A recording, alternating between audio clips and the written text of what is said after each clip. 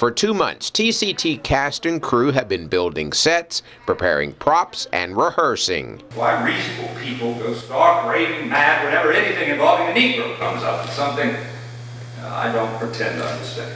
The stage of the historic Lyric Theater is transformed into the fictional town of Macomb, Alabama. That's the setting for the famous novel by Harper Lee. To Kill a Mockingbird takes place during 3 years of the Great Depression.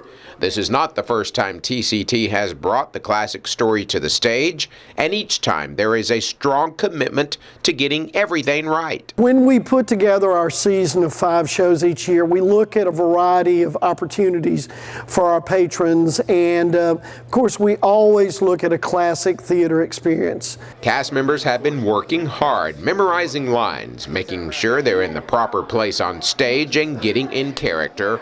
For some, that has been the biggest challenge. You've got to reach a little deeper. Josh Sullivan plays Bob Ewell. He's the villain in the story, whose daughter has wrongly accused a black man of rape. It's hard for me to be, I'm not a mean person, so it's harder for me to do that. So I kind of, and it, you know, it almost makes you uncomfortable, some of my lines that I have to say. To Kill a Mockingbird is Sullivan's first stage production, and it's also the inaugural show for one of the youngest cast members.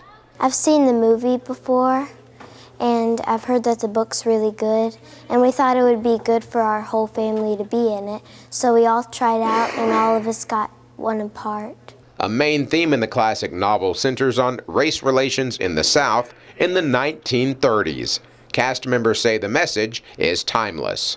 One of the main messages in the show is to display the fact that there's always going to be evil in the world and always going to be hatred, but there's those people who are appointed to do good and who are committed to do good, and the show's a testament to that, I think. Even though the play was set back in 1935, you had an attorney that was very well known throughout the city, and he knew the importance of treating people right, and so he basically tried to emulate that message to the children in teaching them values that they needed to have. It takes a crew of around 40 people to stage this production.